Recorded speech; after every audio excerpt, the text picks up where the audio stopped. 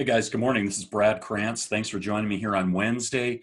I'm going to kind of continuing my vein on leadership here, but a little bit of different topic here. I'm going to talk about the difference between bosses and leaders because I think there's a lot of confusion out there. I've come across this recently through some books I'm reading, posts I'm seeing on Facebook and that too. And I think a lot of times the corporate world understands boss and manager, but they oftentimes equate that with leader. There is at a base level leadership there, but there's so much more too, especially when you get into the servant leadership realm.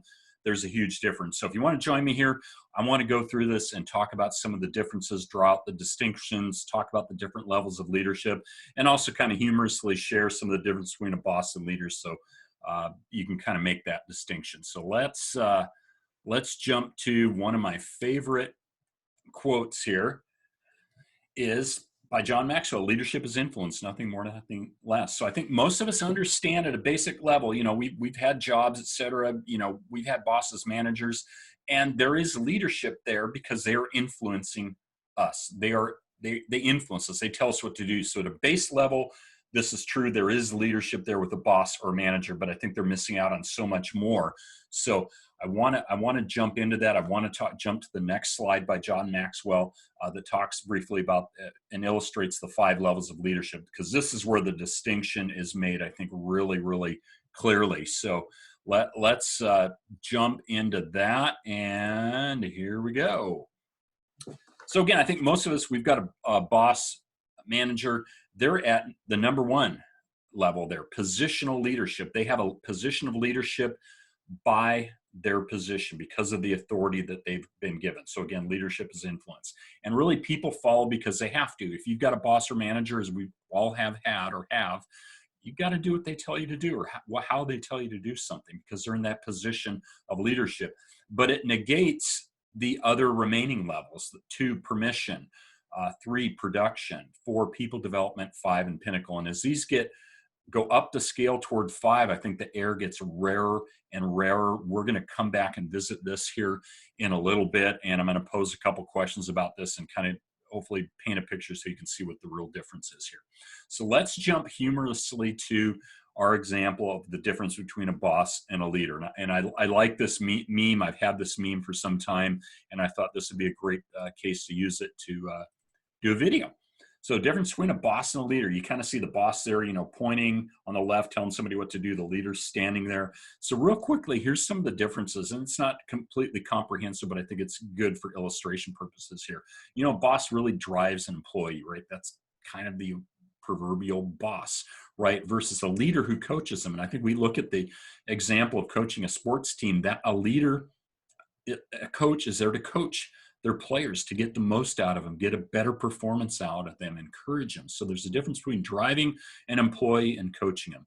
And then a boss oftentimes depends on authority, right? We talked about that, the positional leadership. They are a leader because they are in a position of authority over you. Whereas a leader really relies on their goodwill, and I'd call this rapport. There's some sort of relational aspect there that maybe draws you to or wants you to follow a leader, okay?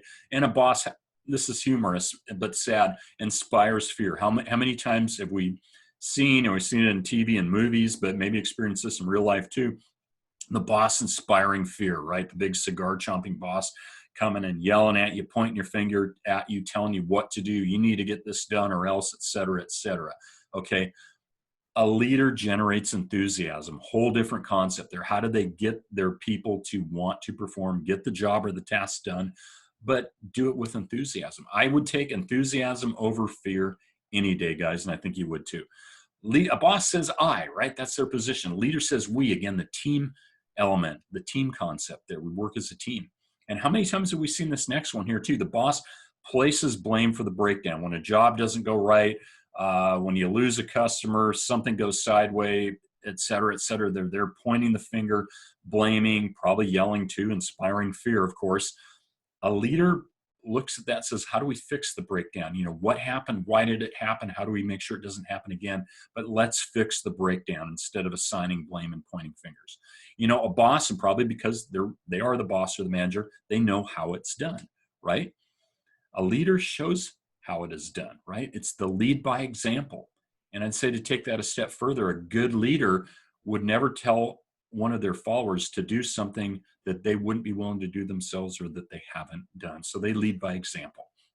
And again, a boss, a lot of times because of the dog eat dog corporate world, the push for quarterly profits, boss is there to use people. People are cogs in the machine and they're there to be used. A leader develops people, right? Whole different concept there. Servant leadership, especially inspiring, encouraging, motivating people, whole different thing there.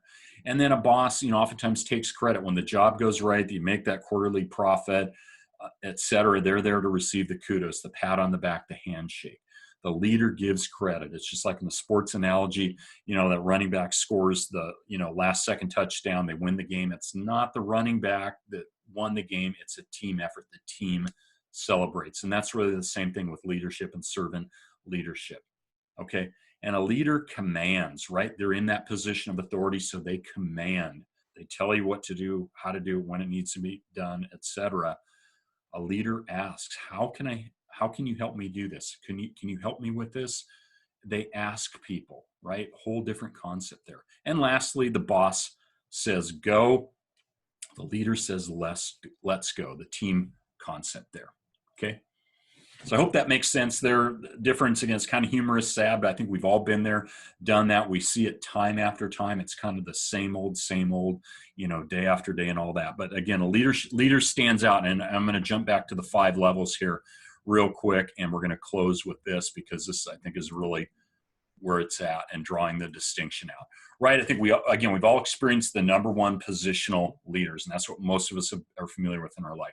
But you go up to number 2, it's a permission level. It's really relationship built. People follow you because they want to.